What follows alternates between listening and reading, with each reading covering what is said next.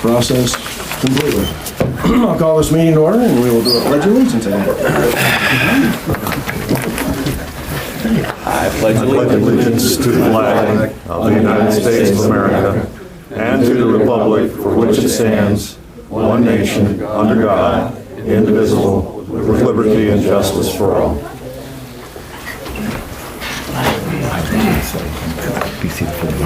Okay, the agenda for this meeting, organizational activities, swearing in of the new board members, explanation of OPA governing documents and duties of the corporate council, election of officers, and appointments to following positions, and discussion of dates, times, and places for future meetings, public comment, and then adjourn. Any additions or changes to the agenda? There being none, we'll move on. Joe? Would the newly elected members please come forward and stand probably behind the president so that Mr. Reynolds can see you. I'll get out of the way for this. I'll be off camera if I can. So. Each of you, if you will raise your right hand and repeat after me. I state your name. I, Dan Sikorsky, Do hereby pledge do hereby pledge to serve the people of Ocean Pines to serve the people of Ocean Pines to the best of my to ability, the best of my ability, and to adhere to the principles and to adhere to the principles as defined in the Ocean Pines corporate documents as defined in the Ocean Pines corporate documents which govern the association. which govern the association. Congratulations. Thank you. Congratulations.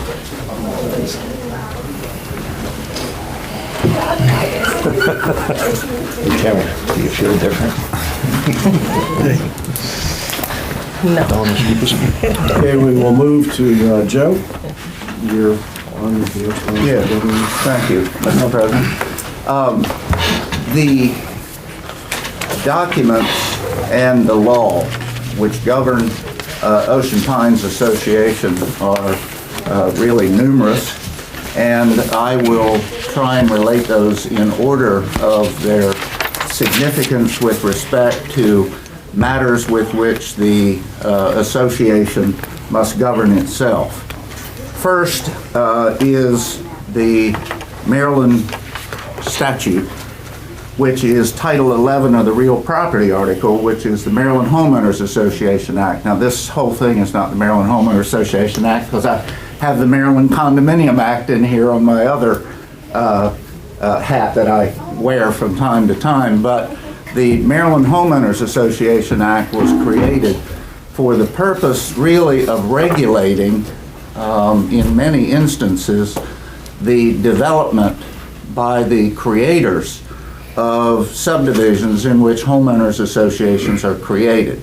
And there was a lengthy requirement which Ocean Pines actually went through in its earlier years with respect to matters which developers and persons who were selling lots in Ocean Pines had to comply with, information to prospective purchasers and things of that nature.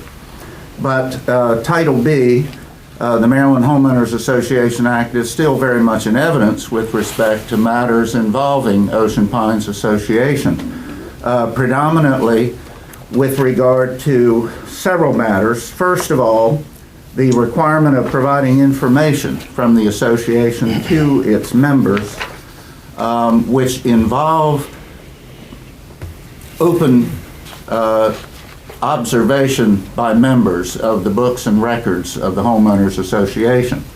That has evolved through the years into a more specifically determinative matter with respect to what your general manager or your board of directors must provide to members and the time frame within which that is done.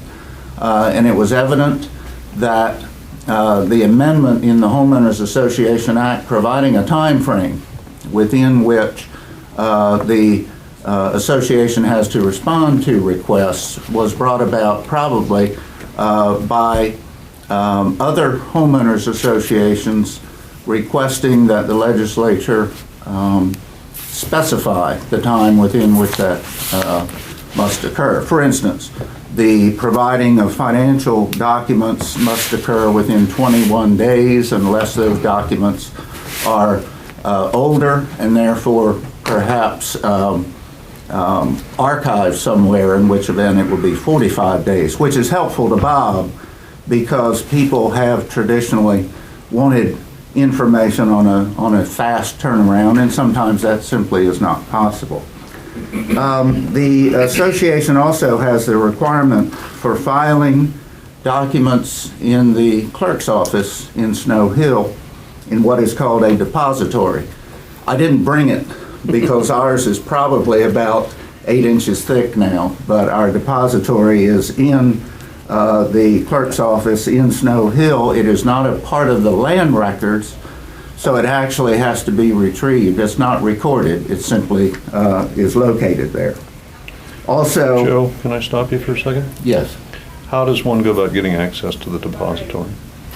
you can go to the clerk's office. Any resident? Anybody can go there, even someone who's not a resident of Ocean Pines. Right. Thank you. Yeah, and they will bring a big thick document, and I presume that they would copy provisions of it, although it is bound.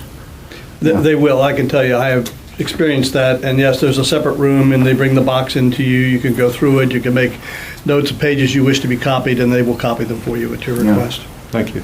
We were, I'm pleased to say, the first in Worcester County to put it in the depository. I also will acknowledge that from time to time it got behind in its update, but it is updated now.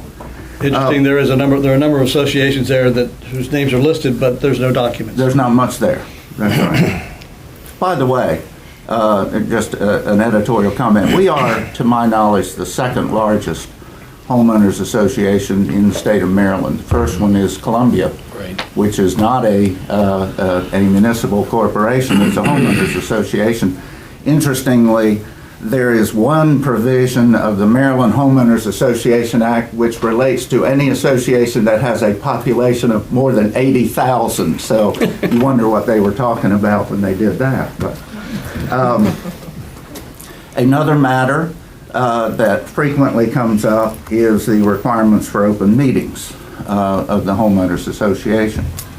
The requirement is that the association, its governing body, and any committees of the association hold open meetings except on specifically stated exclusions, which also have evolved. There was previously, when the first open meetings requirement was submitted, there was the allowance of a closed meeting upon a supermajority vote by the board of directors for any good reason that they considered. Presumably, and this doesn't relate to Ocean Pines because these amendments were not done at the request of anybody in the association or the association, but eventually the Homeowners Association Act excluded that. So there is not that omnibus supermajority vote for closed meetings.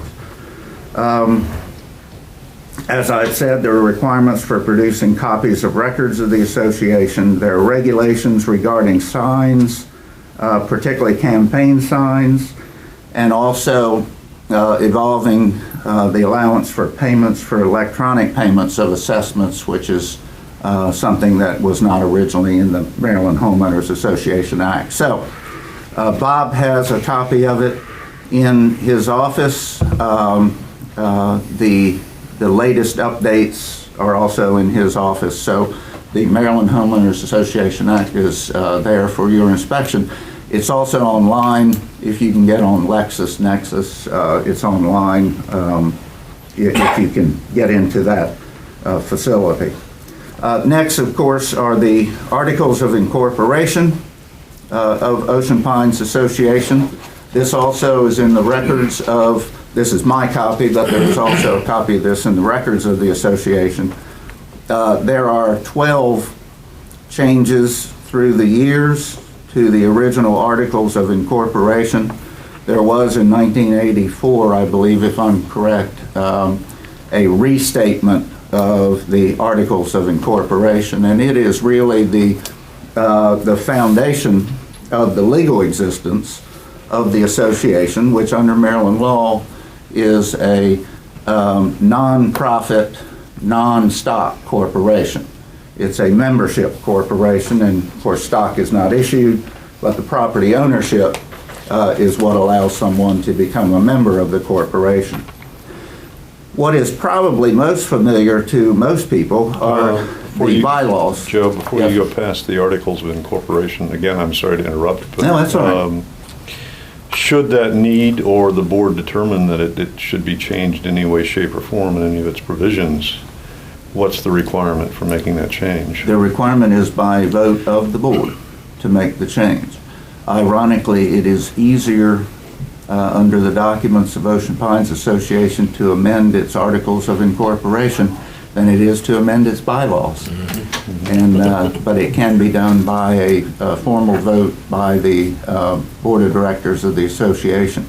The Articles of Incorporation and all the documents, by the way, in here are also recorded with the State Department of Assessments and Taxation. So it requires that formal recordation of the documents, and once again, anyone can acquire those online through the website of the State Department of Assessments and Taxation. Joe? Yes, sir. Those changes, if the board decides to do that, are they determined by a majority vote or a supermajority vote? They're determined by majority vote. And as I say, I will, and I've forgotten really, I think the last amendment that we had was December 11th, 1984, which related only to the respect to power to cast votes by proxy as provided in the bylaws. So a lot of these are housekeeping changes that were formulated through the years. The Articles of Restatement, I did misstate the date. The Articles of Restatement, which was kind of the revision of the entire charter, happened in 1975. At that time, Roger Titus, who is now U.S. District Judge Roger Titus, was the attorney to the association. Joe, I think it's important to point out too, those documents, both the bylaws and articles of incorporation, are available in the association's website as well. Is that right, Teresa? Yes. Oh, okay. Yeah. Yeah. Yeah, you don't have to go to the Maryland, Okay, good. you go to our own Yeah. website. I should have known that the bylaws were, but the articles are too. Well, good. The synopsis, by the way, and I don't know whether that's on the website or not, the synopsis I provided to Kurt Allison, who was general manager in 1996. So I just compiled all of the explanation of it, and that is in Bob's records if it's not on the website. The corporation bylaws. I've said the corporation bylaws are kind of the flesh and blood of the skeleton, which is the Articles of Incorporation, and these are the documents that you all have most contact with, and they govern really the day-to-day operation of the corporation, including membership matters, methods of voting, membership meetings, description of the obligations, duties, and power of the Board of Directors, the delineation and designation of the responsibilities of the officers of the corporation, who you will be electing very shortly here this morning, matters related to finance, matters related to administration and operation, Bob's department, and also committees and advisory bodies of the association. So the bylaws, and the latest revision of the bylaws was August 9th, 2008. And those documents are, as I say, what you will be probably most familiar with in your operation as to your processes and authority. A very important series of documents is the series of the declarations of restrictions. And there are about 19 sections in Ocean Pines, and because Ocean Pines was developed incrementally, each of the sections have its own designation of the Declaration of Restrictions. And they're really in two classes First are the Boise Cascade restrictions. I call them this, the Boise Cascade restrictions, which go up to Section 14D, and these were virtual mirror images of each other as each section came on development by the recordation of the sections, plats of subdivision that are recorded in Worcester County. The plats accompanied the declaration of restrictions. Then, beginning after the purchase by the Balfour Corporation of the undeveloped properties in Ocean Pines, there came what I call the Balfour restrictions, which are in most instances similar, but these were the restrictions which created the villages of Ocean Pines, where the company had a vision that each of the villages would have its own kind of generic identity, Colonial Village and Interlinks and the Sanctuary and those type of developments had their own review. In addition to the Architectural Review Committee, they had their own review for architectural features. An anomaly is that in the Colonial Village, you can have, and most everybody does, you can have fences. In most sections in Ocean Pines, you can't have fences. So the developer was free to create their restrictive covenants with the acquiescence in virtually all save one example, which is the point, with the participation of Ocean Pines Association. We were left at the train station by the point, but that's a matter of historical footnote at this time, because we later filed a ratification of the restrictive covenants. But in any event, the villages of Ocean Pines, the most significant difference is, and to my knowledge, and I stand corrected, but historically I don't think this board has ever used it, in the villages, unlike the Boise Cascade restrictive covenants, the Board of Directors has an appeal process from the decision of the Architectural Review Committee. But to my knowledge, I don't think it's ever been used. I don't think it's ever been executed. Right. In the Boise Cascade restrictive covenants, the decision of the Architectural Review Committee in the covenants themselves is final. But there was an appeal process that was noted in the Balfour restrictive covenants, but never been used. And I don't say that to foment any situation, not at all. Which leads me kind of, I guess, into a nice segue, and the other document is the ARC guidelines that you all have.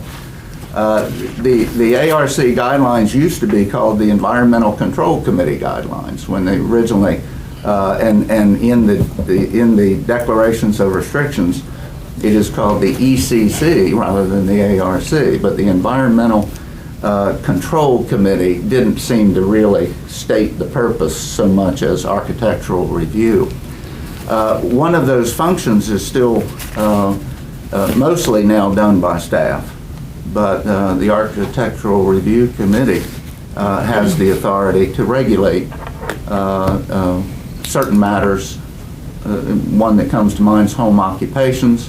Another one that comes to mind is location of recreational vehicles and that type of thing.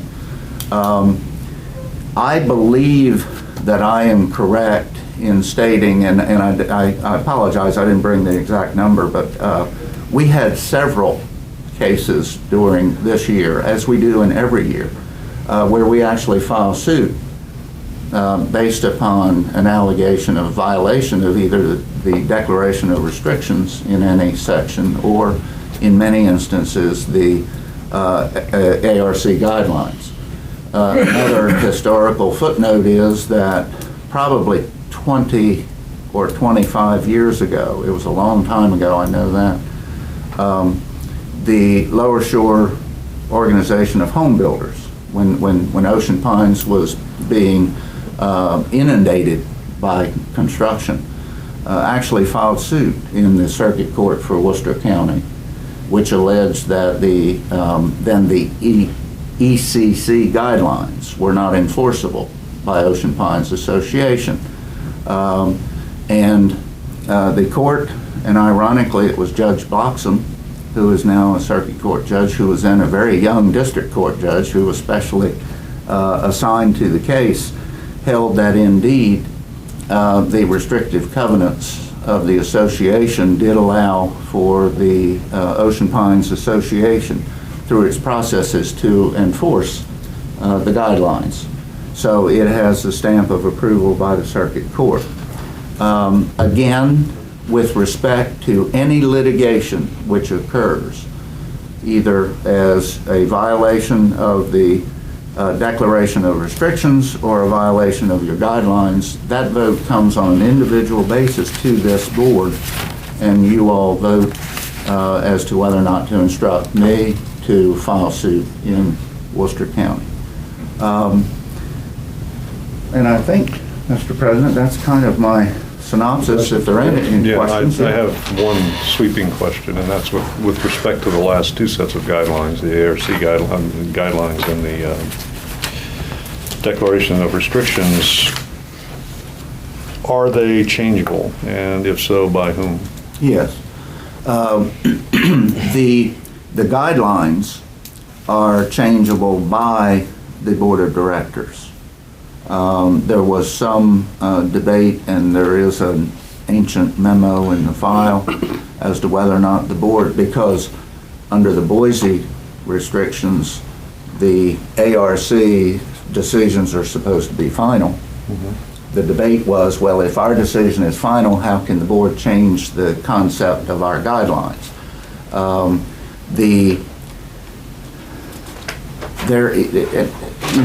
One of the documents that I didn't mention, because it is an ancient document, it's 1973, is the turnover agreement between Boise Cascade and Ocean Pines Association, and it's a big, thick document that is recorded nowhere as well. It's in the board records, but the turnover agreement said that the enforcement of the guidelines or decisions of the ECC, then the Environmental Control Committee, although final, was subject to review and determination by the board as to what those guidelines actually say. The restrictive covenants in each instance must be amended by the majority vote of each section. And I don't mean a majority vote of anything other than a majority of the numbers of lots. And we've done it. We've done it, I think, on at least 2 occasions. And it took us months. Art Carmine would compile the votes, and until we got 50% plus 1 of the numbers of lots in each section, we just kept sending out trying to get people to do it. There were some details. There was a conceptual error in the original restrictive covenants related to the parking of commercial vehicles in the subdivision, and we amended that. We also amended a couple other features, but we did that with 19 separate sections of amendments. When Tony Kantz was president of the association, there was a huge effort to compile all of the restrictive covenants into one master community association set of restrictions. And my file, I'll guarantee, is probably close to a foot thick. It never got to where the board reached a consensus. So indeed, each separate section, even though they are homogeneous in most instances, each separate section of the community has its own set of restrictive covenants. For argument's sake, Section 4, if 50% plus 1 of the lot owners in that section wanted to amend something, they could do so. But it would relate only to Section 4. Mm-hmm. So that hasn't happened to my knowledge, although there have been a couple restrictive covenant amendments There was one, I think, the Interlinks, which the community passed, the section owners passed on their own vote, which prohibits the rental of properties for any length of time less than a year. So that's in their restricted covenants exclusively at this point in time. Yes, sir. If I heard you correctly, Joe, did I hear you say that the ARC decisions are final? If that is so, then you're saying there is no appeal process? That's correct. In the Boise sections.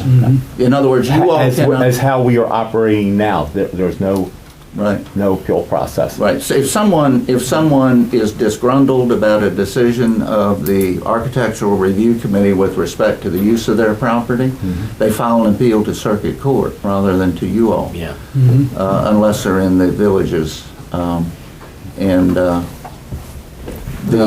Just to be clear though, the citizens and members obviously have the right to come to a board meeting and public comment. I understand that. Presentation, they have the right to do that. I understand that. Okay. But from what I'm hearing, it doesn't matter. The board doesn't have the authority to overturn what their decision. You cannot order them. Exactly. So it's all that is a perfunctory thing that you can do. But for those sections to which that is applicable, The only I understand that. I yeah, understand the that. answer is yes. One at a time, guys. The only authority that the board have is to dissolve the IRC. We do have the authority to do that if we want to do that. Dave? If a homeowner, and I speak not speculatively, but in fact, decides to ignore the ARC, the ARC has no authority to do anything at all about that. You do.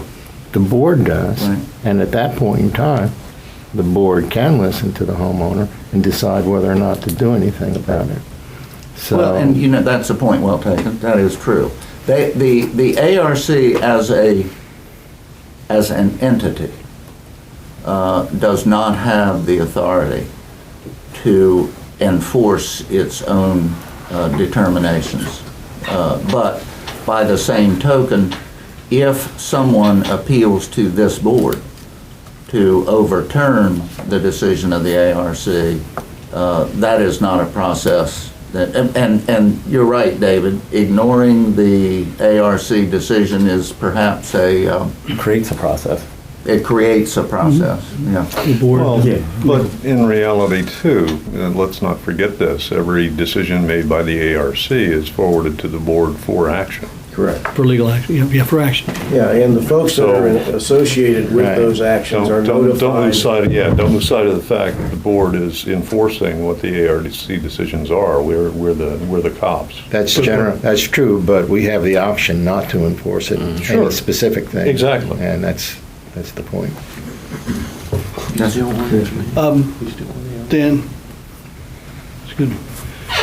Dan asked the original question about, I believe, the guidelines.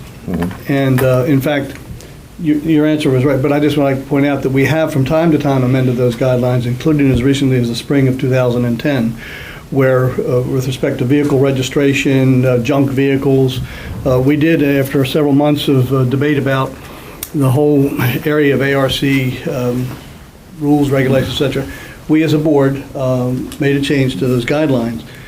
And you'll see the bound, we don't reprint the document in order to save costs. We don't reprint it. We just simply put an amendment to those. I think they take a sticker kind of thing that puts in paragraph such and such on page such and such. But that was the most recent one, I believe, was with respect to junk vehicles and lack of registration in the spring of 2010. The point being that the board can amend those guidelines. Absolutely. Yes. And has done so recently. And that's just a regular majority vote to do that. Yes. Yeah. Okay. Thank you. Any other questions? from anybody? Thank you, Joe. Move on to the election of officers. Stated at the bottom of the agenda, nominations of candidates shall be made by board members. Discussion is permitted. Board members may nominate themselves. Second, are not required for nomination. Voting shall be by voice unless there is contested the two nominees, at which point we will do a written ballot, which will be counted by Executive Secretary of the Board, which today is Tara, And Joe, I will ask you to participate in that as well. All right. Make sure we're okay on that. 2 ayes on those votes. And the candidates, of course, shall remain in the room while we're voting. So I will open the floor for nominations in order for president. Ray? I nominate Tom for a second term for president. Not requiring a second. Any other nominations?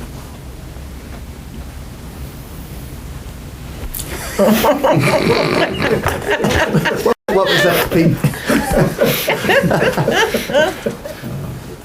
Well, Mr. President, Yes. as the unofficial parliamentarian, Go right ahead. if there are no further nominations, there should be a motion that the nominations be closed. And I'll make that motion that the nominations be closed. Second. All those in favor? Aye. Opposed? Moving on to vice president. Nominations for vice president. Mr. President, I would like to nominate for Vice President Bill Wentworth. Okay. Any other nominations for vice president? I'd like to nominate Ray Unger. Okay. Any other nominations? Okay, we'll let Joe, you and Tara prepare. Do we need a motion to close the nominations? The motion to close the nominations? How many will we need? For the record, we're preparing the official ballot. This is part of the whole movement to high tech for Ocean. Actually, it looks like a really solid economy. Yes. It's a cost reduction program. Although we're destroying trees. We've upgraded a lot since you were on the board, Dan. No kidding. I think the chairs even get better.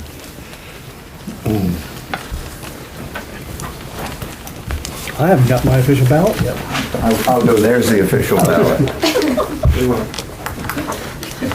That's all right, not a problem. I want to officially announce that there were 7 people allowed to vote on this, and they all got a ballot. So And we can identify the ballots by volunteering. This is a heck of a lot easier than the general election around here, believe me.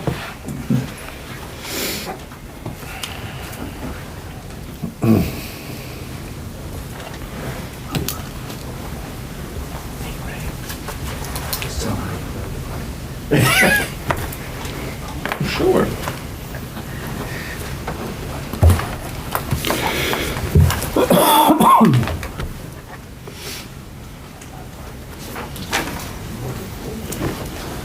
Mr. Wentworth is elected.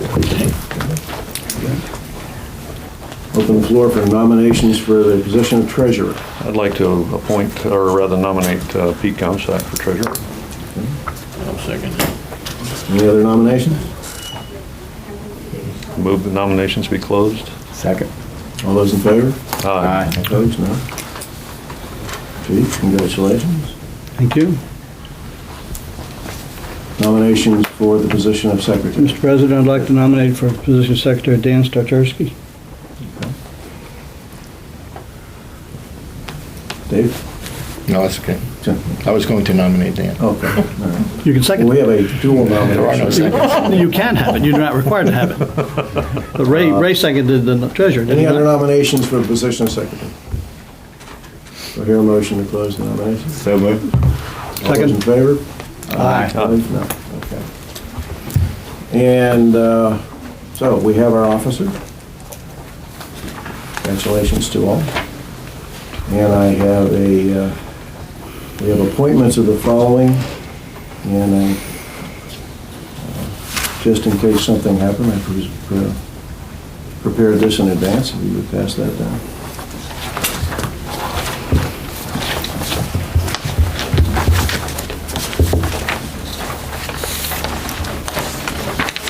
These aren't exactly in order as they are on the agenda, but I would propose that the assistant treasurer be the general manager of Ocean Pines, the recording assistant secretary and timekeeper be the general manager's administrative assistant, legal counsel Joe Moore, Auditors, TGM Group, and Parliamentarian Dave Stevens. What's the name of B? Excuse me? The name of position B? The person's What's name. position B? As of right now, that's Phyllis East. And Bob Thompson's the general manager. You didn't give a name. Yeah, okay. Do you want to do this in order, or do you want to do them as a package? Well, we can do them as a package, or we can, it's up to, if we need to separate it, we can. Well, I think that you've just heard a good point, and that's that we shouldn't be appointing a title, we should be appointing a person to these positions. So I would go ahead individually down the list of A Okay. through E. Assistant Treasurer, I would be happy to nominate Bob Thompson for that position. Can we discuss that? Sure. Yeah. We don't necessarily have to. Yeah, I think the intent here, I'm not involved in this, so I'm just thinking what I think is the intent here, is in recognition of the fact that from time to time, these positions may change personnel. In fact, I think we can anticipate that there will be some changes here. And if we appoint a specific person to that position, we would then presumably have to elect someone else, or appoint someone else at a later time to fill that position instead of doing the position. So, with the exception of Dave Stevens, the parliamentarian, the other positions, Tom, I believe, are with the intent of being able to move forward, even if a particular person was replaced in that position, that position, they would succeed the replacement to the responsibilities as outlined here, I have no rather than having. objection. I have no- I'm just saying what I think was the intent. So what we're saying is the people who hold these positions historically fill those roles. Correct. Yes. That's what. And if they change, we don't have to take, it's up, I'm just pointing that out. All right, I would refer this to, as a point of order to our parliamentarian, from the standpoint that I don't believe that appointing another person, if and when a job title is filled, is a particular onerous task for the board. I think I agree it's with almost that. automatic. I agree. For the record, I did check with Joe before we Oh, used the okay. titles rather than the name. I'm just trying to make sure that we're not creating a potential legal liability or an insurance coverage question by appointing a title rather than a name. No, because obviously Bob is the general manager. And of course, as I understand it, the assistant treasurer also has check signing authority. Yes. So that would be him as an individual. I think the intent was to make sure that those positions,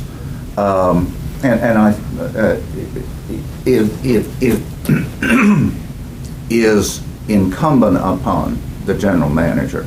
But most assuredly, Bob Thompson is the person who's going to be signing those checks until that position changes.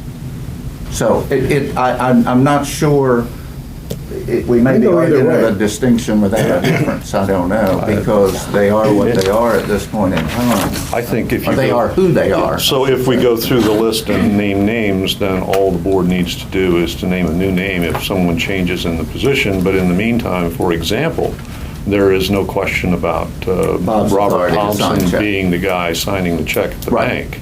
Right. Whereas there could be open to question otherwise. Why don't we just, instead of having that possibly be in question, we'll put names in. I have no problem with that. Assistant Treasurer, Bob Thompson. Okay. Recording Assistant Secretary Timekeeper, Phyllis East. Legal Counsel, Joe Moore. Auditors, TGM Group, and Parliamentarian Dave Stevens. That's fine. Dave, you had your hand up. No. Could you please inform this poor person what TGM stands for, who they are? Tri-Scary. Vice Gary Myers. Thank you. Okay. I hate acronyms. They officially, no, it's not accurate. Official name of the No, they guy. officially changed the name. They changed it Just officially. like PricewaterhouseCoopers That's changed their it to legal name. PwC, they changed it to Yeah, PwC. So that is the official corporate name. Okay, so I don't like their name, but that's just, Well, That is actually their- They may not like yours. but they don't. TGM Group. TGM Group, right. And That's their then, legal Thank along you. with that, I hate military dates, military government dates. Oh, you gotta get used to that. We're gonna Oh, I get do along everything. fine. We only have 1 September, we don't have 12 September. We were off to a good start. Okay. I will So is there a motion? motion to accept the proposed appointments. Second. Discussion? All those in favor? Aye. Opposed? Good. Now, meeting dates. I've had a chance to have some conversations with some people and not with others. But I do know from talking to some that I know that, Bill, you have a Wednesday morning, ongoing. Yeah, my situation, my position is on the Marine Aviation Commission, meets on Wednesdays. So if we could not have the meetings on Wednesday mornings, any night or any other day is fine. Bill, it's not every Wednesday. No, it's not every Is it Wednesday. like the third You're Wednesday or free, the I fourth mean, your Wednesday? days Or are Yeah, I can okay. just. It I can fluctuates. It fluctuates. You have Soul here, Yeah, like fluctuates. works for We have been having Wednesday meetings And I probably have more freedom for than the last anybody 4 here. years I've been on the board, and for I think the last, I don't know how many meetings times before that, but Wednesday is the normal meeting time. Well, the meeting time will be whatever we decide it is. Well, of course, you know, we can make it Sunday night at 10 o'clock if you want. Is that a motion? Actually, it is. I'm wide awake then. Actually, we're in open discussion at this point. There's no motion on the Yeah, table yeah, at this yeah. point.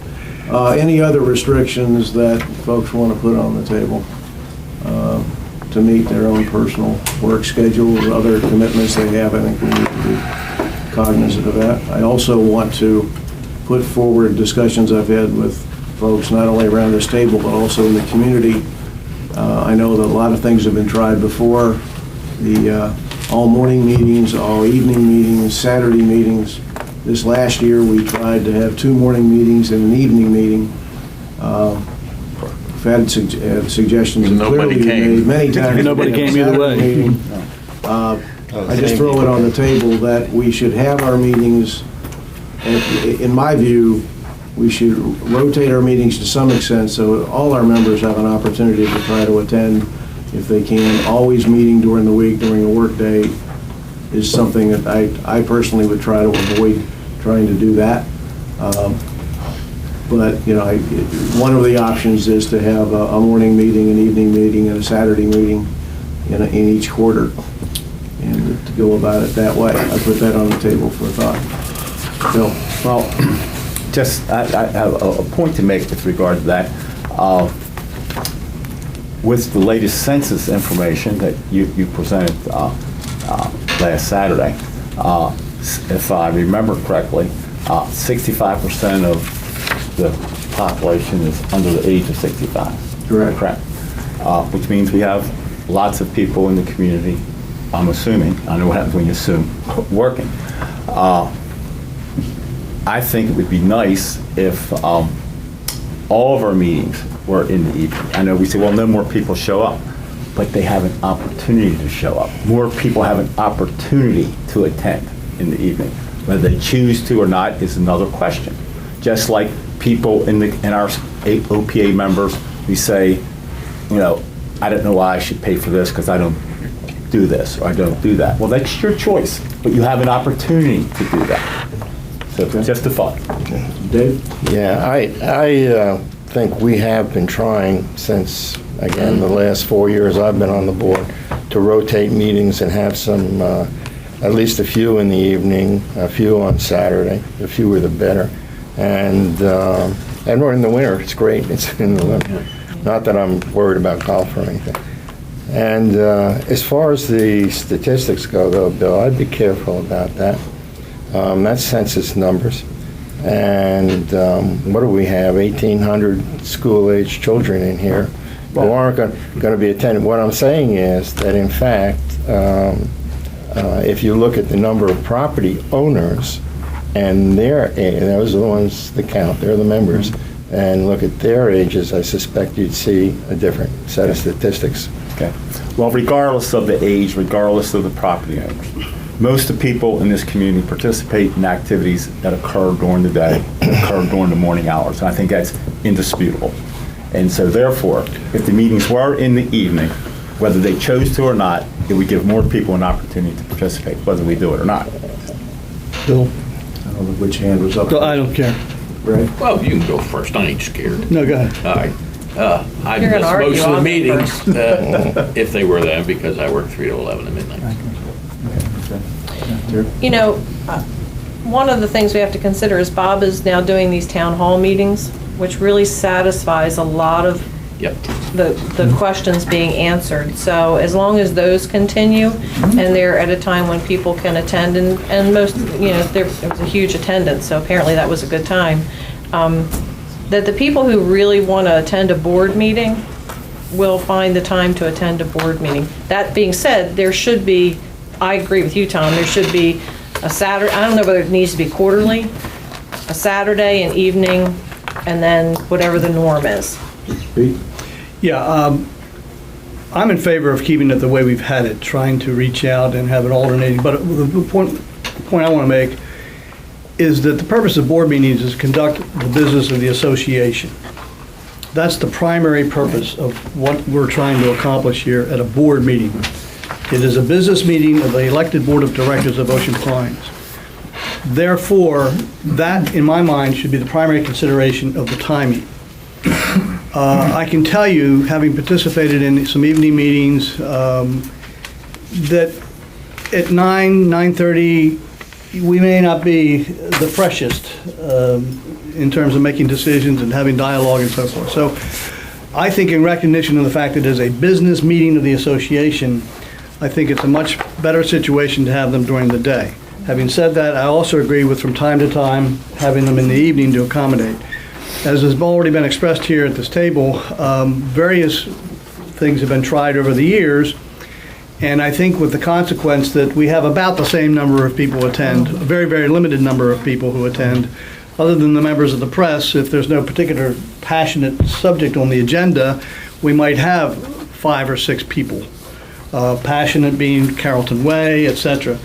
But I am opting to say that no, we ought not to meet only in the evening, because it is a business purpose, and I think the business of the association is best served by accommodating the board and having the board be in a position to make the best decisions it can and conduct the best, most efficient meetings it can. And if you do have something that's, you know, then you arrange to make it at a time when you want the, you know, people want to be there. I'm sorry, I don't, what, if you do have something, What I was just Special meeting. a special, you know, if you have a Which we special have. issue that where you know the public really wants to be involved in the actual board meeting itself, then make it an evening if that's what you need to do. You know, And we have actually done that from time to time. yeah. I Yeah, partly no. agree with Pete, and however, it is important that the public have ready access to board meetings, and they are entirely different than a town meeting with the general manager. I mean, it's, when the public does come to a board meeting, it usually is to tell the board directly, you know, what's on their mind, or if they have a specific point, like Carrollton Lane or Dog Park or any number of other things. They should be accessible. All right, Yeah, let me just respond. Okay. In response, Dave, a number of our people, our members, would find it preferable to come during the day than in the evening. Don't forget, you know, 6, 7, 8 o'clock at night is not necessarily the best time for a large part of our membership to come to a meeting. So we have to be careful. Saying what our membership would prefer is I think, beyond anybody's game. But some will and some won't. I just throw it out there for discussion. And that's the way. We're happy to, you achieved your Yeah, purpose. and that's the okay? reason to mix it up, I think. Okay. Mix it up. I agree with mixing it up. Guys. Okay. Dan? Just for my information, and I think for the rest of the people at the table, when you say meetings, that's plural.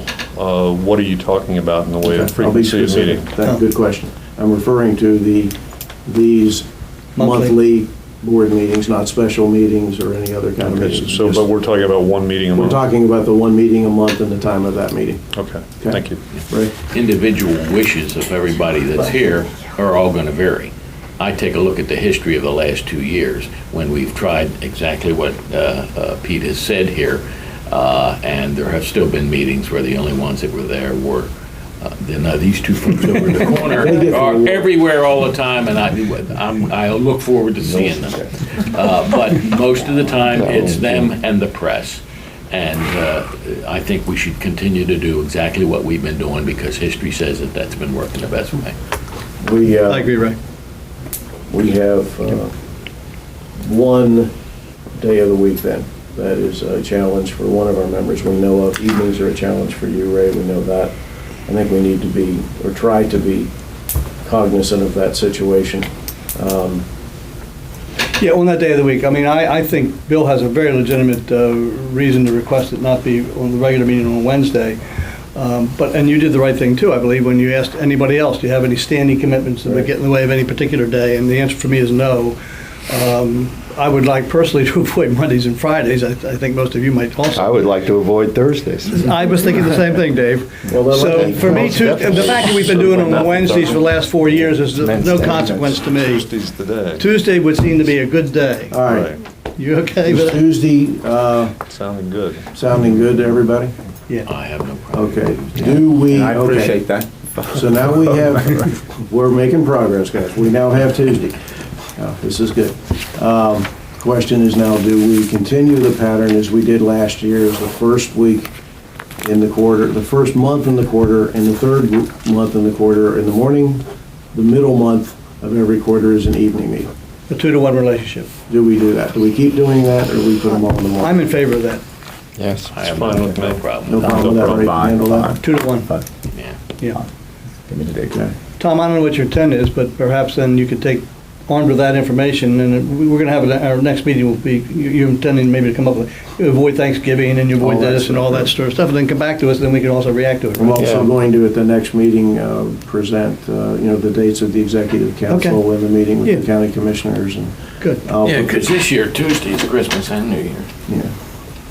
Well, that's Also- an interesting. Really? Yeah. But by the way, just to be specific, I thought we had there. to be specific, we're talking about the third Tuesday. The third Tuesday. Our meetings All are right. third Tuesday of every First month. Tuesday. Of every month. Just to be specific. Tom, just let me throw it in before everybody has violent agreement. Yeah. Yeah, we're not done yet. Go ahead. Yes, Final weekends. agreement.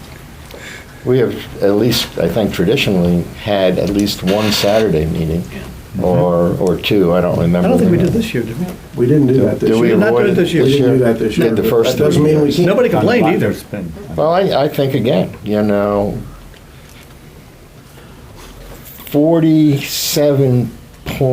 47.3% of our members of the association Full-time owner live. do not have a mailing address in Ocean Pines. You can quote that number. That's I got correct. it. Yeah. That's a correct- 47.3%. That's By the way, like not saying have a mailing address. 67.25% of all Once in a statistics are while, made up. as the woman who attended the annual meeting said, they would like to get down here and be in a board meeting. And a weekend date gives them that opportunity. I have, as I said when I started this conversation, I have no objection to putting in a Saturday or two as part of our process. I have no problem with that. Make it in the winter. That's right. Yeah, I can, once, and this will be the last time you ever hear it coming out of me, but I can put 6 more years of experience on the table with weekend meetings and attendance and things like that and tell you unequivocally that it doesn't work.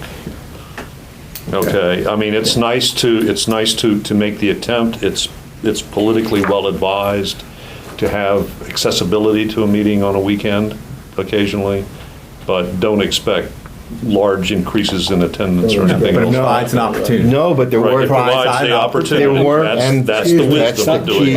and there- but there's no drops either. This is a good I opportunity. mean, they're Let me do about something the right same, now, no matter what okay? you do. I've had some very good, positive coaching provided to me about sitting in this chair, and I appreciate all of it. One of the things we're going to stop is what just happened here.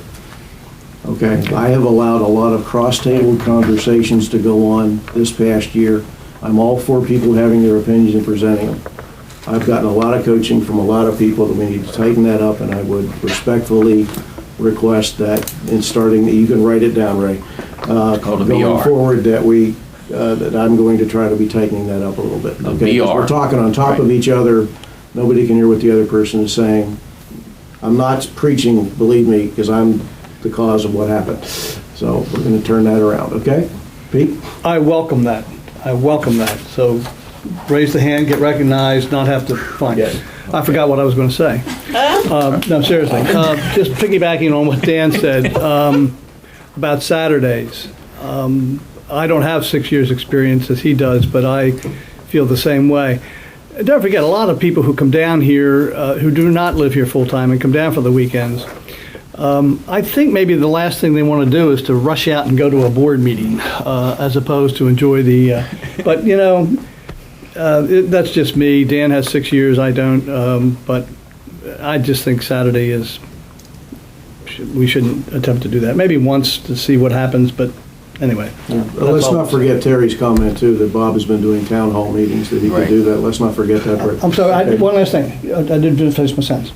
The administrative employees also are to be a factor, not the Correct. factor, but a factor in it. When we talk about Saturdays as well, access to resources, whatever, during the course of a meeting, we may need this, we may need that. So that's all. Terry and Dave. Can you also crack down on one last things?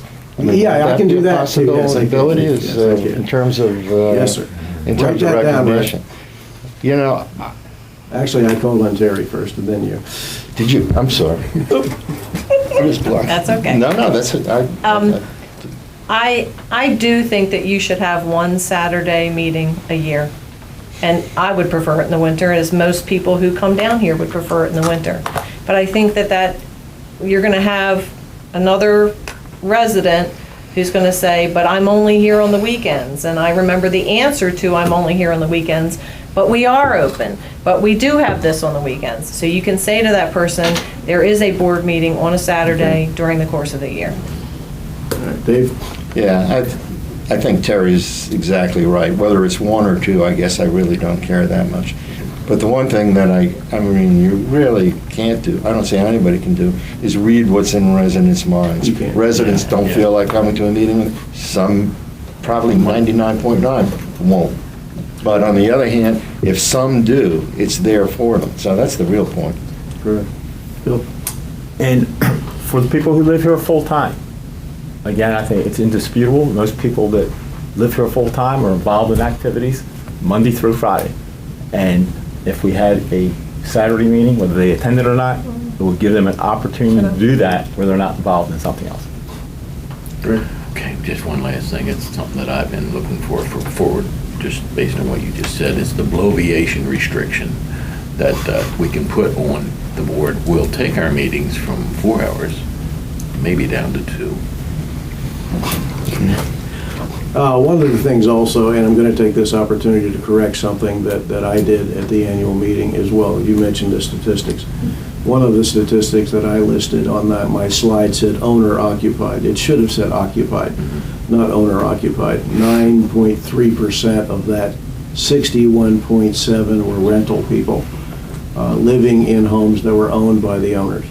And I thank all of those who enthusiastically over the weekend reminded me that I had gotten that wrong, that the slide should have said occupied, not owner occupied. So I wanted to straighten that out. That being said, we still do have a little over 50% of our folks who are our members are living here. And if you extrapolate the census data, which, by the way, to be specific again, does not stop at exactly the borders of Ocean Pines. There are a few homes outside of Ocean Pines that are in our census block. We could go on into the weeds forever. I just wanted to straighten that out, that 9.3% of that number was in fact. Now, back to the topic of the days. I think we've talked it a lot. Let me put this on the table. Our next meeting would be then the 20th of September. And at that point, I will present to the board a suggested schedule of meetings. Yes, Bob, sure. I'm sorry to interrupt, but Tuesday is the date you picked, right? Would that not be the 18th? Said the third Tuesday. September, it's the 20th. Bob, you have 2012 Oh, there. geez, thank you for the correction. Try and get to the right year. My bad. Okay, all right. If that's okay with 9 o'clock. everyone. Yeah. I will What's the do date that. again for the next meeting? Next 20th. meeting is the 20th of September at 9 o'clock. September 20th. At 9 o'clock in the morning, at which point, I'm going to be out of town on that day, but that's all right. I mean, we can arrange a phone conversation, right? I as can long as attend you by can phone. Yeah. if you can be available by phone, that would be. Yeah, I can do that. If you don't mind, we can do it that way. Yep, Yeah. I'm Okay. fine. Just for the record, I'm sorry, did you have yours? Go ahead. Go right ahead, Pete. I looked at you Okay. first. I think that's fine, by the way. But one of the things we do annually is have a Saturday budget presentation to the public. And also, I would anticipate, and I will encourage, over the next 12 months, that we have from time to time Saturday sessions on the facilities planning work. We had a 10-year plan task force presentation to the public. Once upon a time, that was on a Saturday. The budget presentation is on a Saturday, to try and get a number of people, because that's just more than a regular business meeting of the board. That's to invite the public to be there and to participate in it and share their views. That's what those special meetings are intended to do. And we've done those from time to time, and I expect we'll have some of those Saturday sessions. Again, I'll try and encourage that this year. Terry? I will be whale watching on that day. On vacation. Yeah. We have whales in Ocean Pine? Well, I mean, At least don't spread that around. the reality is, folks, we're going to have people on the board Right, on we're always vacation. gonna have that. They have things to do. If we can join by phone, which we have done a couple times this past year, that'll be fine. We got Stevens and Gomsat. And we got you, we got you and Dave in the same room in Florida for one of our meetings, and that's fine.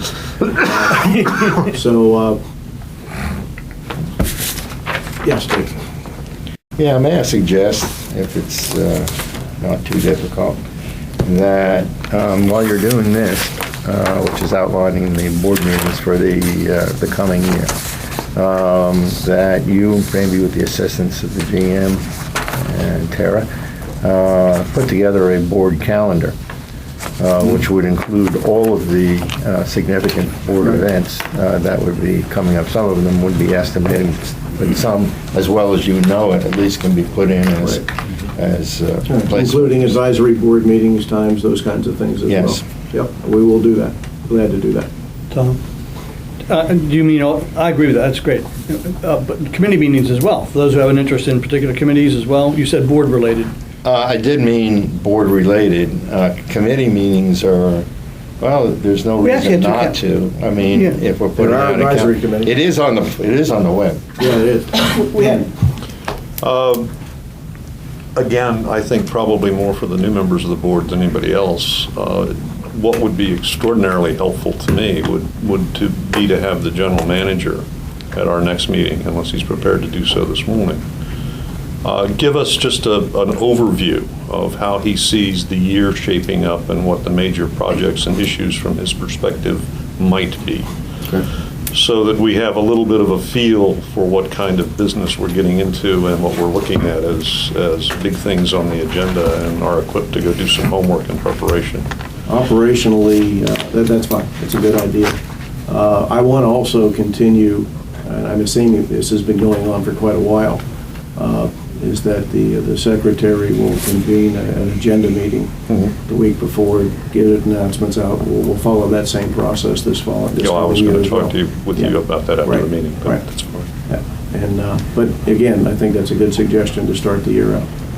I also think, and as I know we all received an email, we are going to, I would agree, to reinstitute the action list. PAL list. Yeah. The PAL list, to Pending reinstitute action that. list. Pending action list. Populate it with work that needs to be done, track it. And Bill, that will be your assignment along with mine to keep that thing going. That fell by the wayside last year. Another set of coaching I got, which is fine. And any other comments, questions before I move to public comment? Okay, public comment. Joe? Joe Reynolds, 84 Watertown Road. I'd like to congratulate the new board members. Mr. Moore mentioned in his comments, he said that it's easier to change the articles of incorporation and bylaws. I'm not sure that's 100% correct. I realize that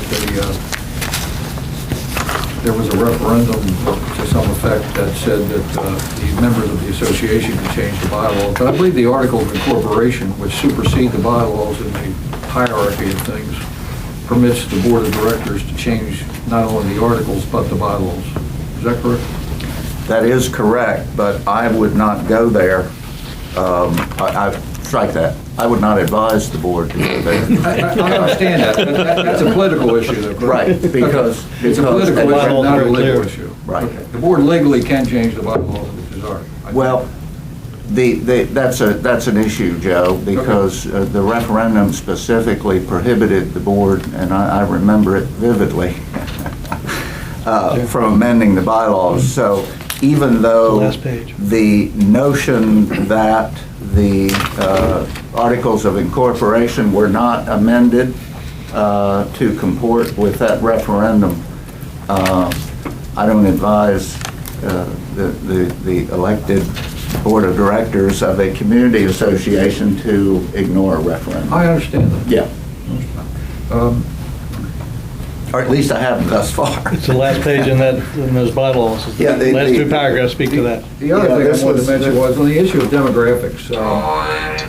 We hear a lot from time to time about the increasing number of children in the community and so on, that we've heard that in the past that there are 2,500 children from Ocean Pines who attend school in Worcester County. But I want to let you know that you don't have to worry about that increasing number of young people anymore, because it is declining. And we have proof in the census. If we had 2,500 people attending the school, according to the census, including 400 homes outside of OPA, there are only 1,791 individuals in this community under the age of 19, or 18, I guess it was. And that includes kids down to 2 months old, obviously not going to school and things. So I don't think there's any big worry about a mounting population of children who will be demanding all kinds of goods and services or whatever in the community. Thank you. Okay. Motion to adjourn? Motion to adjourn. Second? So moved. All those in favor? Aye. Thank you, folks. Good.